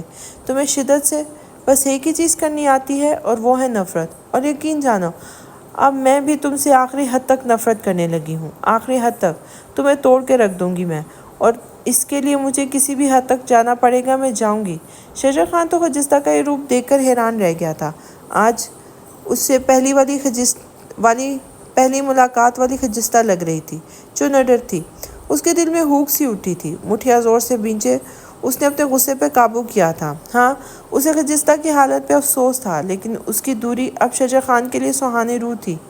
پتہ ہے مجھے اس بچے کے مرنے کا کوئی غم نہیں ہے۔ اچھا ہوا مر گیا وہ اس دنیا میں آنے سے پہلے ہی، ورنہ وہ بھی تمہاری طرح ظالم جابر بنتا، ایک اور خجستہ کی زندگی برباد ہوتی، اور اگر لڑکی ہوتی تو تمہارے کیے کا بھگتان اسے بھگتنا پڑتا۔ اس لیے اچھا ہے تم نے اپنے ہاتھوں سے اپنے بچے کو مار دیا۔ تم اس قابل نہیں ہو کہ خوشیاں تمہاری جھولی میں ڈالی جائیں۔ میں آج دعا کرتی ہوں شجر خان کہ تمہیں اولاد کا سکھ کبھی نصیب نہ ہو۔ تم بے چین رہو، تڑپو، لیکن تمہیں خوشی نصیب نہ ہو۔ وہ غصے اور غم کی کیفیت میں چلائی تھی۔ اس کی آواز سن کر جمیلہ فوراً سے خانم بی کے پاس بھاگی تھی۔ خانم بی، گستاخی معاف، وہ خجستہ کو پتہ نہیں کیا ہو گیا ہے، وہ چلا رہی ہے۔ خانم بی اور مورے جلدی سے اپنا کام چھوڑتی خجستہ کو دیکھنے کمرے کی طرف آئی تھی۔ بہت ناز تھا نا تمہیں اپنی عزت پر، دیکھنا میں تمہاری اسی عزت کو تار تار کر دوں گی۔ تم مجھ سے محبت کا دم بھرنے والے خود اپنے ہاتھوں سے مجھے اپنی زندگی سے دفع کرو گے۔ میری باتیں لکھ کے رکھ لو، کیونکہ بہت جلدی سب ہونے والا ہے۔ تمہاری عزت کو مٹی کر دوں گی جیسے تم نے مجھے مٹی کر دیا ہے، بے جان مٹی کا پتلا بنا دیا ہے۔ دیکھ لینا، میری بات لکھ کے رکھ لو۔ شجر خان میں ایسے ہی کروں گی۔ وہ غصے سے چلاتے شجر خان کا گریبان پکڑے اسے اپنی طرف کھینچ لائی تھی۔ شجر خان نے اپنے لیے اس کی آنکھوں میں جنون کی حد تک نفرت دیکھی تھی۔ وہ دیکھنا اس کی برداشت سے باہر تھا۔ خود پر لاکھ پہرے بٹھاتے اس نے باہر کی راہ لی تھی، لیکن دروازے پر خانم بھی مورے اور اس کے پیچھے انگریز خانم کو مسکراتا دیکھ کر وہ اپنی نظریں جھکاتا وہاں سے نکلتا چلا گیا تھا۔ اس کی گاڑی کی آواز سے خانم بھی نے شیر خان کو اس کے پیچھے جانے کا اشارہ کیا تھا اور خود اندر داخل ہوئی تھی، جہاں خجستہ ٹوٹی بکھری حالت میں پائی گئی تھی۔ انگریز خاتم تو خجستہ کی باتیں سن کر دل ہی دل میں خوش ہوئی تھی کہ بلا خود ٹلنے والی ہے۔ خانم بھی اور مورے نے خجستہ کو سنبھالا تھا۔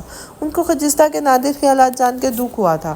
وہ سوچ بیٹھی تھی کہ خجستہ کو سمجھائیں گی کہ یہ اپنا گھر برباد نہ کرے ورنہ خالی ہاتھ رہ جائے گی، لیکن وہ نہیں جانتی تھی کہ کون سا طوفان اس کی راہ ابھی تک رہا ہے۔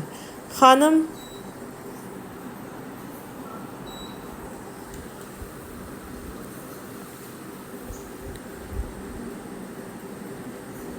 کون سا طوفان مشکلات ختم نہیں ہوئی تھی، بلکہ اصل مشکلات تو اب شروع ہونے والی تھی۔ خجستہ کو دوائی دیتے آرام کا کہہ کر وہ نیچے آ کر تیاریوں میں لگ چکی تھی، کیونکہ آج زلیخا کو دیکھنے کے لیے لڑکے آنے والے تھے۔ زلیخا نے آج لال رنگ کا قبائلی سوٹ پہن رکھا تھا، جس میں وہ نظر لگ جانے کی حد تک خوبصورت لگ رہی تھی۔ آنکھوں میں کاجل بھر بھر کر لگایا تھا، ہاتھوں میں لال رنگ کی چوڑیاں پہنے اس نے ایک نظر اٹھا کر خود کو شیشے میں دیکھا، کیونکہ یہ سب تو فضول میں ہی وہ کر رہی تھی۔ وہ عالم کو تڑپانا چاہتی تھی تاکہ وہ تڑپے اور اس کی غیرت پر چوٹ لگے کہ اس کے نکاح میں ہوتے ہوئے بھی اس کی بیوی کو لڑکے والے پسند کرنے آ رہے ہیں۔ جتنی میں حسین لگ رہی ہوں نا، اس سے زیادہ اب زہریلی ہو چکی ہوں، اور یہ سب تمہاری وجہ سے ہوا ہے۔ میرے وجود کے ہر حصے میں زہر تم نے خود بھرا ہے۔ اب اس کا مزہ چکھنے کے لیے بھی تیار رہو۔ تمہیں بھی زہر سے ملنے والی تکلیف کا احساس ہونا چاہیے۔ وہ آئینے میں دیکھتے خود سے ہم کلام تھی۔ زلیخا بچے ابھی تک تیار مورے اسے لینے آئی تو اس کے صورت تکتے ان کی بات ادھوری ہی رہ گئی تھی۔ ماشاءاللہ ماشاءاللہ، میری بیٹی کو نظر نہ لگے۔ انہوں نے سائڈ سے کاجل لیتے اس کے کان کے پیچھے لگایا تھا۔ جی مورے، میں تو بالکل تیار ہوں۔ دیکھیں، وہ چہرے پر معصومیت طاری کرتے ان سے بولی تھی۔ ہاں بچے، دوپٹہ سر پہ اچھے سے سیٹ کر لینا۔ تم جانتی ہو خانم بی کو، وہ نیچے جب جاؤ گی تو نظر جھکا کر رکھنا، زیادہ بات چیت نہ کرنا۔ کیوں مورے؟ اگر ایسی بات ہے تو پھر ان کو میری تصویر ہی دکھا دیتے۔ میں نہیں جا رہی نیچے، وہ منہ پھلا کر بولی۔ یہ بھی کوئی بات ہوئی؟ چپ رہنا، نظر نیچے رکھنا۔ اللہ نے زبان بولنے کے لیے اور آنکھیں دیکھنے کے لیے دی ہیں تو استعمال تو کرنے پڑیں گے نا، ورنہ زنگ لگ جائے گا۔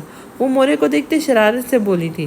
مورے سے پہلے کی طرح خود سے گھلتے ملتے دیکھ کر دل سے خوش ہوئی تھی۔ مجھے کچھ دیر زلیخا سے بات کرنی ہے اکیلے میں۔ انگریز بیگم کمرے میں آ کر دیوار کی طرف دیکھتے اپنی بہن آرمینہ بیگم سے مخاطب ہوئی تھی۔ انہوں نے اس کی طرف دیکھنا بھی مناسب نہیں سمجھا تھا۔ وہ آرمینہ کی سوتیلی بہن تھی۔ ان کو ہمیشہ یہی لگتا تھا کہ آرمینہ نے اس کے حصے کی خوشیاں اس سے چھینی ہیں، ورنہ وہ آج اس گھر میں ہوتی۔ انگریز بیگم بچپن سے ہی آرمینہ سے جلتی آئی تھی۔ بچپن خوبصورت تو دونوں بہنیں تھیں، لیکن آرمینہ کی سیرت اور اس کی حیا کو دیکھتے اسد خان کو تو وہ بھا گئی تھی۔ استیاج بھی اس گھر میں موجود تھی۔ تب سے انگریز کے دل میں اپنی بہن کے لیے حسد اور جلن اور بڑھ گئی تھی۔ زلیخا نے ایک نظر مورے کو دیکھا اور خاموشی سے بستر پر بیٹھ گئی تھی۔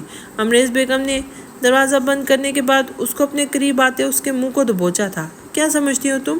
میرے برسوں کی محنت پر یوں پانی پھیر دو گی؟ نہیں، ہرگز نہیں۔ یہ شادی کسی قیمت پر نہیں ہونے دوں گی، پھر چاہے اس کے لیے مجھے تمہارے اغوا ہونے کا راز ہی کیوں نہ سب کے سامنے کھولنا پڑے۔ انگریز بیگم اپنا غصہ اس پر نکال کر جا چکی تھی، جبکہ میری زلیخا بغیر ان کے غصے اور نفرت کا کوئی اثر لیے آئینے کے سامنے گئی اور اپنا چہرہ پھر سے صحیح کرنے لگی۔ اسے اپنی ماں سے اب کوئی امید نہیں تھی، اور امید لگائی بھی کیا جاتی؟ ان کی بلا سے زلیخا مر جائے، ان کو تو بس دولت مل جائے گی، یہاں کا راج مل جائے گا۔ زلیخا کو لڑکی کی ماں دیکھ کے جا چکی تھی، اور ان کو زلیخا کے لیے اپنے اکلوتے بیٹے اعجاز راؤ کے لیے بہت پسند بھی آ چکی تھی۔ وہ اب بس جلد از جلد اسے اپنی بہو بنا لینا چاہتی تھی۔ لڑکے کو مردان خانے میں اسد خان اور شجر خان کے پاس بھیجا گیا، کیونکہ وہ سب پٹھان تھے اور پٹھان رشتہ دیکھنے خواتین گھر کے اندر، جبکہ مرد حضرات مردان خانے میں دعوت سے نوش فرماتے تھے۔ اعجاز ایک نہایت ہی شریف لڑکا تھا جو کہ شہر میں قیام پذیر تھا۔ اس کی صدر مارکیٹ میں کپڑے کی دکانیں تھیں اور وہ کپڑا بھی اس کے پارٹنر کی کمپنی سے آتا تھا۔ ساتھ ہی ساتھ وہ گاؤں کی زمینوں کا بھی حساب رکھتا تھا۔ نماز روزے کا پابند تھا اور شریف انسان تھا۔ اسد خان کو وہ لڑکا بہت پسند آیا تھا۔ شجر کو ڈھونڈنے سے بھی اس میں کوئی برائی نہ نظر آئی تھی، لیکن وہ انہیں تصدیق کے لیے اپنے بندوں کو اعجاز کی ساری معلومات نکالنے پر لگا چکا تھا۔ کتنی عجیب بات تھی، گھر کی عورت کا رشتہ طے کرنے سے پہلے وہ اتنی تحقیق کروا رہا تھا، اور خود وہ حجستہ کے ساتھ کیا کچھ کر چکا تھا۔ اسے لگتا تھا شادی کی وجہ سے گھر کا ماحول بدلے گا تو حجستہ بھی صحیح ہو جائے گی، اس کی صحت پر اچھا اثر پڑے گا، لیکن وہ نہیں جانتا تھا کہ آنے والا وقت میں اسے اپنے ہاتھوں سے سب کچھ برباد کرنے والا تھا۔ وہ لوگ زلیخا کو نہ صرف پسند کر کے بلکہ منگنی کی انگوٹھی بھی پہنا کر جا چکے تھے۔ شادی کی تاریخ انہوں نے اگلے مہینے کی پہلی تاریخ یعنی جمعے کے دن رکھی تھی۔ جمعے کو نکاح کے بعد اگلے دن سے رسمیں ہونی تھی، اس کے بعد رخصتی قرار پائی تھی۔ مورے اور خانم بھی زلیخا کے اتنے اچھے نصیبوں پر خوشی سے نہال تھی، لیکن زلیخا کے ساتھ ہونے ہوئے حادثے کو لے کر خوف زدہ بھی تھی کہ اگر سچ سامنے آ جاتا تو ایک نیا طوفان کھڑا ہو جانا تھا۔ اس نے کمرے میں آتے انگوٹھی کو اتار پھینکا تھا اور کمرے کا نقشہ بگاڑ کے رکھ دیا تھا۔ عالم عالم عالم، صرف تمہاری وجہ سے آج مجھے اتنی تکلیف، اتنی اذیت سے گزرنا پڑ رہا ہے۔ یادداشت ہوتے ہوئے سب سے چھپ کر اس ڈر سے گھوم رہی ہوں کہ نہ جانے کیا سوچیں گے، کیا سوال کریں گے۔ تمہارے نکاح میں ہونے کے باوجود یہ انگوٹھی پہن کر کسی روبوٹ کی طرح سج کے بیٹھی ہوئی تھی۔ صرف تمہاری وجہ سے وعدے میں تمہاری زندگی کو جہنم بنا دوں گی۔ ہچکیوں سے روتے روتے اور بار بار خود کو ایک ہی بات بار بار کرا رہی تھی۔ عالم کو پتہ چل چکا تھا کہ وہ حویلی واپس آ چکی ہے، اس لیے وہ بھی اب گاؤں واپس جانا چاہتا تھا، لیکن یہاں پر اس کی نوکری تھی۔ اس نے سوچا کیوں نہ چھٹیاں لے کر چلا جائے۔ گھر جاتے اس نے برکت بیگم سے بات کی تھی۔ اماں، میں سوچ رہا ہوں کہ کچھ دن گاؤں سے ہوا ہوں، وہاں کی فضا کو بہت یاد کر رہا ہوں۔ وہاں کیوں نہیں چلتے ہم؟ ابھی تو بہت مصروف تھے جب نینا کی چچی اسے گھسیٹتی ہوئی گھر لے کر آئی تھی۔ کہاں جانے کی تیاری ہے؟ اس آوارہ کو بھی ساتھ لے کے جاؤ جو ہمارے منہ پہ کالک مرنے کی تیاریوں میں ہے۔ اس کی چچی نے نینا کو دھکا دیتے برکت بیگم کی طرف دھکیلا تھا۔ کیا ہوا آپ کو؟ کیوں اس طرح بچی کو اس ذلیل کر رہی ہیں؟ کچھ خدا کا خوف کریں، یتیم کی آہ آسمانوں تک جاتی ہے۔ برکت بیگم نے ان کو کٹیلی نگاہوں سے دیکھتے ان پر طنز کیا تھا، جس کا مقابل پر کوئی اثر نہیں ہوا تھا۔ بہن، بس مجھے یہ یتیمی کا پارٹ نہ پڑھاؤ۔ اپنے گھر پہ نظر رکھی ہوتی تو آج یہ سب نہ ہوتا۔ تمہاری چہیتی کل سے بستر سے لگی ہوئی ہے اور الٹیاں کی جا رہی ہیں۔ مجھے تو پہلے ہی شک تھا، یہ کیوں اتنے چکر لگاتی ہے یہاں کے۔ وہ ہاتھ نچا کر بولی۔ شاید ان کو موقع چاہیے تھا نینا سے جان چھڑوانے کا، جو آج ان کو مل چکا تھا۔ کیسی بیہودہ باتیں کر رہی ہیں، ذرا شرم نہیں آ رہی آپ کو؟ یوں کسی کے کردار کی دھجیاں اڑاتے ہوئے، لگتا ہے اسی لیے اس پاک ذات نے آپ کو اس نعمت سے محروم رکھا ہوا تھا، کیونکہ آپ اس لائق ہی نہیں تھی۔ عالم غصے میں آتے بولا تھا۔ بس چپ کرو تم، خود ایسی حرکتیں کرتے شرم نہیں آتی اور یہاں آئے مجھے سکھانے۔ اس کے چچا مولوی کو لے کر آ چکے ہیں، نکاح پڑھو اور لے کر جاؤ اسے یہاں سے، جانا ہے تو، لیکن اب میرے پاس تو ہرگز نہیں رہے گی۔ برکت بیگم تو یہی چاہتی تھی کہ نینا اس کی بہو بنے،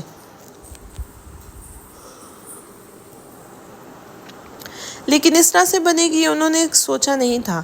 لیکن جو بھی تھا، اب اس بچی کو مزید پریشانی میں نہیں دے سکتی تھی، اس لیے عالم کے کندھے پہ ہاتھ رکھے اسے خاموش رہنے کا اشارہ کیا تھا۔ تھوڑی دیر میں مولوی صاحب آ چکے تھے۔ عالم تو ان کو دیکھتے ہی ہتے سے ہی اکڑ گیا تھا اور ماں کو اشارہ کرتے کمرے میں بند ہو گیا تھا۔ نینا اس کا یہ رویہ دیکھ کے مزید دکھی ہوتی خاموشی سے سسکی بھر رہی تھی۔ نہ جانے اس نے اور کتنا کچھ سہنا تھا۔ اماں، میں یہ نکاح نہیں کر سکتا، میں اپنے کسی دوست سے بات کرتا ہوں، آپ اس کا نکاح اس سے کر دیں، لیکن یہ میں نہیں کر سکتا۔ کیوں نہیں کر سکتے تم؟ اور شرم نہیں آتی؟ اپنے دوست کو کیا کہو گے؟ ایک لڑکی ہے گری پڑی، اس سے نکاح کر لو۔ یہ اہمیت ہے تمہاری اس لڑکی کی، تمہاری نظر میں اس لڑکی کی جس نے خود سے زیادہ تمہاری ماں کا خیال رکھا ہے۔ اماں، ایسی بات نہیں ہے، اس کی عزت ہے، لیکن میں پھر بھی شادی نہیں کر سکتا۔ میری بات کو سمجھے، میں پہلے بہت بڑی غلطی کر چکا ہوں، اب ایک اور زندگی تباہ نہیں کر سکتا۔ وہ پشیمانی سے بولا تھا۔ کیوں؟ ایسا کیا کر چکے ہو جو اس طرح کی باتیں کر رہے ہو؟ انہوں نے کڑے تیوروں سے دریافت کرنا چاہا تھا۔ میں نہیں بتا سکتا آپ کو، انہیں سے چرا گیا تھا۔ کیوں نہیں بتا سکتے؟ ماں ہوں میں تمہاری، مجھ سے غلطی ہو گئی ہے، میں نے کسی سے خفیہ نکاح کر چکا ہوں، وہ بھی آج نہیں بلکہ 9 مہینے پہلے، اور نکاح میں نے زبردستی کیا تھا اس سے، اسی لیے گاؤں چھوڑ کر شہر آیا تھا۔ وہ شرمندہ سا بولا تھا۔ برکت بیگم تو ڈھہ سی گئی تھی۔ لیکن اماں میں اسے پسند کرتا ہوں، سب میں سے کر دوں گا، لیکن یہ نکاح نہیں کر سکتا۔ تم ابھی اور اس وقت نینا سے نکاح کرو گے، ورنہ میرا مرا ہوا منہ دیکھو گے، اور میں قطعی اجازت نہیں دوں گی کہ تم میرے جنازے پر بھی آؤ۔ وہ دو ٹوک بولی تھی۔ جو کچھ عالم کر چکا تھا وہ غلط تھا، لیکن اب نینا کو یہاں چھوڑنا بھی خطرے سے خالی نہ تھا۔ کیا پتہ اس کی چچی اسے کسی جواری یا زیادہ عمر کے آدمی کے ساتھ رخصت کر دیتی۔ لیکن مورے سب جاننے کے بعد بھی میں نے کہہ دیا نا، جو ہو گیا سو ہو گیا، تو بس چپ چاپ باہر جا کر اس لڑکی کو اپنے نکاح میں لے لو گے۔ پھر تھوڑی ہی دیر میں نہ چاہتے ہوئے بھی وہ ایک لڑکی کو اپنی زندگی میں شامل کر چکا تھا۔ ابھی تو زلیخا کو منانا باقی تھا۔ اگر اسے اس نکاح کا پتہ چل جاتا تو وہ کیا مانتی؟ ہرگز نہیں، وہ اسے پتہ چلنے ہی نہیں دے گا۔ شام میں وہ مورے اور نینا کو لیتے گاؤں روانہ ہو چکا تھا، جہاں اس کی مشکلات کی شروعات ہو چکی تھی۔ نینا خود کو اب کافی حد تک سنبھال چکی تھی۔ وہ اب مطمئن تھی اور کافی خوش بھی تھی۔ اس کی مشکلات اب ختم ہو چکی تھیں۔ وہ شیشے سے بار بار عالم کو دیکھ کے مسکرا دیتی تھی، اور اس کے دیکھنے سے پہلے ہی باہر دیکھنے لگی تھی۔ لیکن وہ انجان تھی، اس کی مشکلات ختم نہیں بلکہ زندگی کی اصل تلخیوں سے تو اب واقف ہونے والی تھی، جن سے بے خبر وہ آج اپنے آج میں خوشی سے بار بار دل ہی دل میں اپنے رب کا شکر ادا کر رہی تھی۔ سب لوگ نیچے کاموں میں مصروف تھے۔ شجر خان اسد خان کو منانے کے جتن کر رہا تھا۔ خجستہ نے الگ نو لفٹ کا بورڈ اپنے چہرے پہ لگا رکھا تھا۔ جبکہ اسے شجر خان کی موجودگی کا احساس ہوتا تو وہ وہاں سے چلی جاتی۔ شجر خان کی برداشت اب جواب دے چکی تھی۔ وہ اب خجستہ کو منانے کا ارادہ رکھتا تھا۔ اس نے خجستہ کے لیے ایک نئی نائٹی آرڈر کی تھی، اور ساتھ میں کچھ اور ضروریات کی اشیاء بھی شامل تھی۔ وہ کمرے میں داخل ہوا جب جمیلہ نے اسے اسد خان کا پیغام دیا تھا۔ وہ اسے مردان خانے میں بلا رہے تھے۔ اس نے وہ سامان جمیلہ کو اندر لے جانے کا کہا اور خود انہی قدموں واپس مڑ گیا تھا۔ اسد خان نے اسے کسی کام کے سلسلے میں ڈیرے پر بھیجا تھا۔ شجر خان کا دل تو نہیں تھا، لیکن کام ضروری تھا، جس کی وجہ سے وہ انکار نہیں کر پایا تھا۔ اس نے جاتے ہوئے ایک نظر اپنے بند کمرے کے دروازے پہ ڈالی تھی اور خود باہر نکلتا چلا گیا تھا۔ زلیخا نے جمیلہ کو کاموں میں الجھایا اور خجستہ کے کمرے میں چلی گئی، جہاں وہ کھڑکی میں کھڑی باہر برستی بارش کو دیکھ رہی تھی۔ ہم لڑکیوں کے ارمان بھی اس بارش کے قطرے کی طرح ہوتے ہیں، جیسے یہ بے مول ہو رہے ہیں ویسے ہی ہمارے ارمانوں کا قتل کیا جاتا ہے۔ اتنا حیران ہونے کی ضرورت نہیں ہے، میری یادداشت کبھی گئی ہی نہیں تھی۔ جاننا چاہو گی میں نے سب ناٹک کیوں کیا؟ خجستہ ہونک چہرہ لیے زلیخا کو دیکھ رہی تھی، جو کہیں سے بھی پہلے والی نہیں لگ رہی تھی۔ تو سنو، میرے ساتھ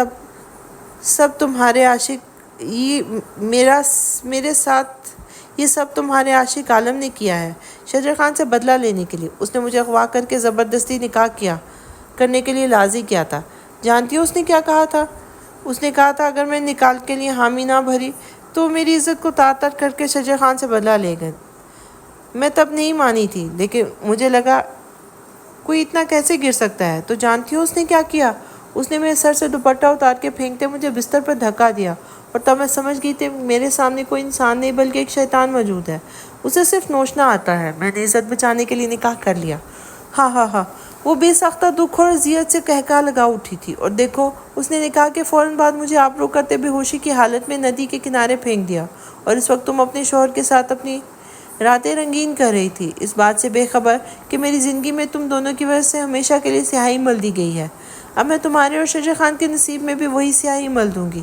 یہ کہتے خجستہ کی طرف بڑھی تھی، اور جو اس کی باتیں اور اذیت کا سنتے بے آواز ہچکیوں سے رو رہی تھی۔ اس نے آگے بڑھتے خجستہ کے منہ پہ رومال کیا تھا، جسے اس سے پہلے خجستہ پکڑتی اس کی خوشبو کو محسوس کرتے اس کے حواس معطل ہونے لگے تھے۔ اس کے بعد اس کی آنکھوں کے آگے مکمل طور پہ اندھیرا چھا گیا تھا۔ زلیخا نے اسے ایک طرف کرتے شجر خان کی لائی ہوئی نائٹی اسے پہنائی تھی۔ اسے سب غلط لگ رہا تھا، اس کا ضمیر اسے ملامت کر رہا تھا، لیکن خود پر گزری یاد کرتے وہ سب کچھ بھلا کر ہر حد سے پار کر گئی تھی۔ اس نے ٹیبل پر پڑا میک اپ کا سامان اٹھایا۔ خجستہ کے گلے اور بازوؤں پر اس نے لال نشان بنانے کے بعد ایک چادر میں ڈھانپ کر شیر خان کو بلایا تھا۔ میں سارا انتظام کر چکی ہوں، شجر خان ابھی ڈیرے پر جا چکا ہے۔ تم اس کے لیے تم اپنا کام کر لینا، میں تب تک سب کو نیچے ہی مصروف رکھوں گی، لیکن تم نے اسے یہاں نہیں بلکہ کونے والے کمرے میں لے جاؤ۔ اس کے چلانے کی آواز نہ آئے۔ وہ اسے ہدایت دیتی باہر کی طرف بڑھی تھی۔ فکر مت کرو زلیخا بی بی، اس کے ساتھ تو آج جی بھر کے موج کروں گا، لیکن بخشوں گا تمہیں بھی نہیں۔ اب بھی تو یہ بھی تو راز ہے نا، مجھے یہاں تک لے کے آیا کون ہے؟ وہ خباثت سے ہنستا ہوا خجستہ کو باہوں میں بھرے باہر کی طرف ایک نظر جھانک کر دوسرے کمرے کی طرف تیز تیز قدم بڑھانے لگا تھا۔ شجر خان نے جلدی جلدی اپنا کام ختم کیا۔ وہ شیر خان کو کب سے کال کر رہا تھا لیکن وہ فون ہی نہیں اٹھا رہا تھا۔ اس خبیث کو تو میں اچھا سبق سکھاؤں گا۔ زندگی جہنم بنی ہوئی ہے، لیکن بس اب بہت ہوا۔ اب سب کچھ میں اپنے ہی سٹائل میں صحیح کروں گا۔ میری شرافت کا ناجائز فائدہ اٹھا رہے ہیں سب۔ وہ سگریٹ سلگاتے گاڑی میں سوار ہوا تھا۔ ادھر شیر خان نے خجستہ کو بستر پہ آرام سے لٹا کر دروازہ اچھی طرح سے لاک کیا اور پھر خود اس کی طرف بڑھا تھا۔ ہر بار ہاتھ سے ریت کی طرح پھسل کر نکل جاتی ہو، اور دیکھو آج قسمت آج ہی سسرال میں میرا بستر گرم کرنے کے لیے یوں بے بس پڑی ہو۔ آج تو وہ شجر خان بھی تمہیں بچا نہیں پائے گا، اور جب تک تم ہوش میں آؤ گی تمہیں لگے گا یہ سب شجر خان نے کیا ہے۔ ہاں ہاں ہاں، وہ کہکا لگاتے ہوئے بولا تھا۔ شجر خان تو پچھلی بار ایسا گھمایا تھا کہ اسے لگا تم خود بھاگی ہو گھر سے، اور اس نے جو کیا، قسم سے تم اس قابل تھی، سزا تو تمہیں ملنی بھی چاہیے تھی، نہ مجھ سے پہلے اس کے ہاتھ جو لگ گئی تھی۔ لیکن دیر آئے درست آئے، وہ کہتے ہوئے اسے قریب کر گیا اور اس کے جسم پر موجود چادر کھینچی کر اتار دی تھی، جس کے بعد خجستہ کو ایسی حالت میں دیکھتے اس کے تو منہ سے رال ٹپکنی شروع ہو گئی تھی۔ ویسے زلیخا بہت زبردست چیز ہو تم، اچھا انتظام کیا تم نے۔ ایسے ہی نظارہ ایک دن